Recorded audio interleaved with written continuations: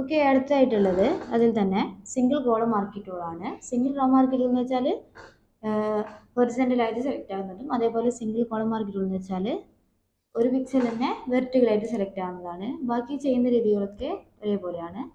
Mask അടിച്ചാണെന്നുണ്ടെങ്കിൽ അതുപോലെ എടുക്കുക, അതല്ല ആ ഒരു ഭാഗം ഡിലീറ്റ് ആയി കളയണമെന്നുണ്ടെങ്കിൽ അതേപോലെ ഡിലീറ്റ് ഒന്ന് അടിച്ചാൽ മതി. കൺട്രോൾ ഡി അടിച്ച ശേഷം നിങ്ങൾക്ക് കാണാൻ പറ്റും.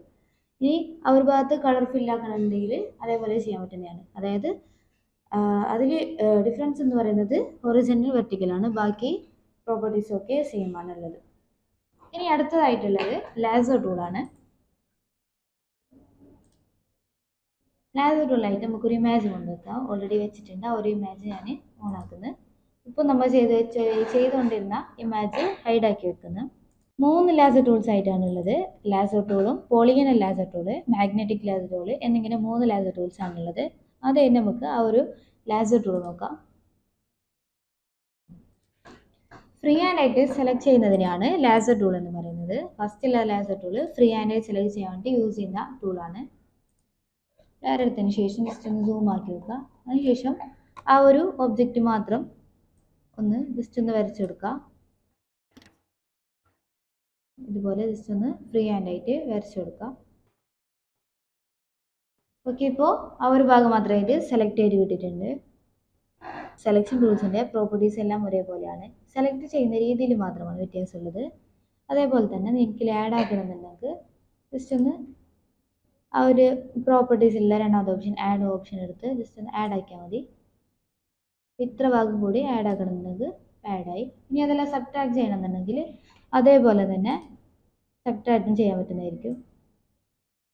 ഇത്ര ഭാഗം വേണ്ടാന്നുണ്ടെങ്കിൽ അതേപോലെ സബ്ട്രാക്ട് ചെയ്യാൻ പറ്റുന്നതായിരിക്കും. ഓക്കെ, ഇനി ആ ഒരു ഒബ്ജക്റ്റ് മാത്രമായിട്ട് നിങ്ങൾക്ക് വേണമെന്നുണ്ടെങ്കിൽ ജസ്റ്റ് ഒന്ന് ലെയർ എടുത്ത് ലേയേഴ്സിൽ ലെയർ മാസ്ക് ഒന്ന് ക്ലിക്ക് ചെയ്താൽ മതി. ആ സെലക്ട് ആക്കി വെച്ച ആ ഒരു ഒബ്ജക്റ്റ് മാത്രമായിട്ട് നിങ്ങൾക്ക് കിട്ടിയിട്ടുണ്ടായിരിക്കും. ഇനി അതല്ല നിങ്ങൾക്ക് ആ ഒരു സെലക്ട് ആക്കിയ ഭാഗം മാത്രം വേണ്ടാന്നുണ്ടെങ്കിൽ ഡിലീറ്റ് അടിക്കാൻ പറ്റുന്നതായിരിക്കും. ആ ഒരു ഭാഗം മാത്രം ഒഴിവാക്കണമെന്നുണ്ടെങ്കിൽ ജസ്റ്റ് ഒന്ന് ഡിലീറ്റ് അടിച്ചാൽ മതി. ആ ഒരു ഭാഗം മാത്രമായിട്ട് ഒഴിവായിട്ട് പോയിട്ടുണ്ടാവും. അതെല്ലാം നിങ്ങൾക്ക് ആ ഒരു ഭാഗത്ത് കളറ് ഫില്ലാക്കണമെന്നുണ്ടെങ്കിൽ ആ ഒരു സെലക്ട് ആക്കിയ ഭാഗത്ത് കളറ് ഫില്ലാക്കണമെന്നുണ്ടെങ്കിൽ, അതായത് ഫോർഗ്രൗണ്ട് കളറോ അല്ലെങ്കിൽ ബാക്ക്ഗ്രൗണ്ട് കളറോ ഫില്ലാക്കണമെന്നുണ്ടെങ്കിൽ ജസ്റ്റ് ഒന്ന് കൺട്രോൾ ബാക്ക് സ്പേസോ അല്ലെങ്കിൽ ഓൾട്ട് ബാക്ക് സ്പേസോ കൊടുക്കാൻ പറ്റുന്നതായിരിക്കും. അതായത് നിങ്ങൾക്ക് ഫോർഗ്രൗണ്ട് കളറാണെങ്കിൽ ഓൾട്ട് ബാക്ക് സ്പേസും, അതേപോലെ ബാക്ക്ഗ്രൗണ്ട് കളറാണെങ്കിൽ കൺട്രോൾ ബാക്ക് സ്പേസും കൊടുക്കാൻ പറ്റുന്നതായിരിക്കും. ഓക്കെ, അതിന് ശേഷം ആ ഒരു സെലക്ഷൻ പോയി കഴിഞ്ഞിട്ടുണ്ടെങ്കിൽ കൺട്രോൾ ഡി അടിച്ചാൽ മതി. ആ ഒരു സെലക്ഷൻ പോകുന്നതായിരിക്കും. ഇനി പഴയതുപോലെ തന്നെ ആക്കാം. കൺട്രോൾ അടിച്ച് ഇനി അടുത്തായിട്ടുള്ളത് പോളിഗണൽ ലാസർ ടൂളാണ്. പോളിഗൺ ലാസർ ടൂൾ എന്ന് വെച്ചാൽ ഇപ്പോൾ നമ്മൾ ലാസർ ടൂൾ ഫ്രീ ഹാൻഡ് ആയിട്ടാണ് അത് സെലക്ട് ആക്കിയത്. പോളിഗൺ ലാസർ ടൂളിൽ സ്ട്രൈറ്റ് ലൈൻ ആയിട്ടായിരിക്കും സെലക്ട് ആവുക. അപ്പോൾ ഈ ഒരു ഇമേജ് സ്ട്രൈറ്റ് ലൈൻ ആയിട്ടായിരിക്കും സെലക്ട് ആവുന്നുണ്ടാവുക. അതിനുശേഷം എൻ്റർ അടിക്കുക. ഓക്കെ, ഇപ്പോൾ സ്ട്രൈറ്റ് ലൈൻ ആയിട്ട് സെലക്ട് ആയിട്ടുണ്ട്. ഇനി അതേപോലെ തന്നെ ബാക്കി പ്രോപ്പർട്ടീസ് ഒക്കെ സെയിം. അതായത് നിങ്ങൾക്ക് ഇത് വേണമെന്നുണ്ടെങ്കിൽ മാസ്ക് അടിക്കാനും അല്ലെങ്കിൽ കളർ ഫില്ലാക്കാനും ഡിലീറ്റ് ചെയ്യുന്ന ആ ഒരു പ്രോപ്പർട്ടീസ് ഒക്കെ സെയിം ആണ്. ആ സെലക്ട് ചെയ്യുന്ന രീതിയിൽ മാത്രമാണ് വ്യത്യാസമുള്ളത്. ഓക്കെ, ഇതാണ് പോളിഗൺ ലാസോ ടൂള്. ഇപ്പോൾ ലാസോ ടൂളിലെ രണ്ട് ടൂൾസുമായി. ഇനി അടുത്തായിട്ടുള്ളത് മാഗ്നറ്റിക് ലാസോ ടൂളാണ്. അതിനായിട്ട് നമ്മൾ ആദ്യം ചെയ്യുന്നതെന്ന് വെച്ചാൽ പഴയതുപോലെ തന്നെ ആക്കണം. അതിനായിട്ട് കൺട്രോൾ Z അടിച്ചുകൊണ്ട് പോകാം. ഓക്കെ, ഇപ്പോൾ ആ ഒരു ഇമേജ് പഴയതുപോലെ തന്നെ ആയിട്ടുണ്ട്. ഇനി അടുത്തായിട്ടുള്ളത് മാഗ്നറ്റിക് ലാസോ ടൂളാണ്. മാഗ്നറ്റിക് ലാസോ ടൂൾ എന്ന് പറഞ്ഞാൽ നമ്മളിങ്ങനെ ഒരു ഭാഗത്ത് നിന്ന് വരച്ചു കൊണ്ടുപോകുമ്പോൾ ഓട്ടോമാറ്റിക് ആ എഡ്ജൊക്കെ സെലക്ട് ആവുന്നതായിരിക്കും. നമ്മളൊരു ഭാഗത്ത് നിന്ന് വരച്ചുകൊണ്ട് പോകുമ്പോൾ ഓട്ടോമാറ്റിക്കായിട്ട് തന്നെ ആ ഒരു എഡ്ജൊക്കെ സെലക്ട് ആവുന്നതായിരിക്കും.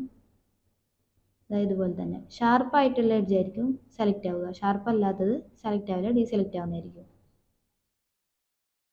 ഇതുപോലെ നമ്മൾ മൗസ് ഏതൊക്കെ ഭാഗത്തേക്ക് പോകുന്ന ആ ഒരു ഭാഗത്തെ എഡ്ജൊക്കെ ഇപ്പോൾ സെലക്ട് ആവുന്നുണ്ട്. നിങ്ങൾക്ക് ജസ്റ്റ് ഒന്ന് മൂവ് ആക്കണമെന്നുണ്ടെങ്കിൽ ആ ഒരു സ്പേസ് ബാർ വിളിച്ച് മൗസ് വെച്ച് നിങ്ങൾക്ക് ആ ഒരു ക്യാൻവാസ് മൂവ് ആക്കാൻ പറ്റുന്നതായിരിക്കും. സ്റ്റാർട്ടിങ് പോയിന്റ് തന്നെ ഉണ്ടാക്കുന്നതിന് ഇപ്പോൾ ആ ഒരു ഒബ്ജക്റ്റ് മാത്രമായിട്ട് സെലക്ട് ആയിട്ടുണ്ട്. ആ ഒരു ഒബ്ജക്റ്റ് മാത്രമായിട്ട് സെലക്ട് ആയിട്ടുണ്ട്. കറക്റ്റ് ആയിട്ടില്ല, അതായത് ഷാർപ്പായ എഡ്ജൊക്കെ സെലക്ട് ആയിട്ടുണ്ട്, ഷാർപ്പ് അല്ലാത്ത എഡ്ജൊക്കെ സെലക്ട് ആയിട്ടില്ല. ഇനി അതും കൂടി നിങ്ങൾക്ക് സെലക്ട് ആക്കണമെന്നുണ്ടെങ്കിൽ, അതായത് ആ ഒരു ഷാർപ്പായ എഡ്ജും സെലക്ട് ആക്കണമെന്നുണ്ടെങ്കിൽ നിങ്ങൾക്ക് ഇപ്പോൾ ഉദാഹരണത്തിന് മാഗ്നറ്റിക് ലാസർ ടൂൾ ഉപയോഗിച്ച് അതിന് ബാക്കിയുള്ള നിങ്ങൾക്ക് ബാക്കി ഏത് സെലക്ഷൻ ടൂൾസ് വെച്ചിട്ടും ഫില്ലാക്കാൻ പറ്റുന്നതായിരിക്കും. അതായത് ആ ഒരു ഏത് സെലക്ഷൻ ടൂൾസിൽ ഏത് ഉപയോഗിച്ച് നിങ്ങൾക്ക് ആ ഒരു ഭാഗം ഫുള്ളായിട്ട് സെലക്ട് ചെയ്യാൻ പറ്റുന്നതായിരിക്കും. ഇനിയിപ്പോൾ ഞാൻ എടുത്തത് പോളിഗൺ ലാസർ ടൂളാണ്. അതിൽ ആഡ് എന്നുള്ള ഓപ്ഷൻ എടുത്ത് ജസ്റ്റ് ഒന്ന് ഏത് ഭാഗത്താണ് നിങ്ങൾക്ക് ആഡ് ആക്കേണ്ടത് ആ ഒരു ഭാഗത്തേക്ക് ഞാൻ ആഡ് ആക്കുന്നുണ്ട്. എൻ്റർ അടിക്കുക. ഓക്കെ, ഇപ്പോൾ ആ ഒരു ഷാർപ്പ് അല്ലാത്ത ഭാഗത്ത് നോക്കിയാൽ ബാക്കി ടൂൾസ് വെച്ച് നിങ്ങൾക്ക് ഇതുപോലെ ചെയ്യാൻ പറ്റുന്നതായിരിക്കും.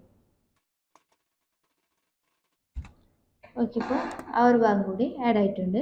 ഇനി അതേപോലെ ആ ഒരു കുറച്ച് ഭാഗത്തായിട്ട് നമുക്ക് സബ്ട്രാക്ട് ചെയ്യേണ്ടതുണ്ട്. അതേപോലെ തന്നെ ജസ്റ്റ് സബ്ട്രാക്ട് ഓപ്ഷൻ എടുത്ത്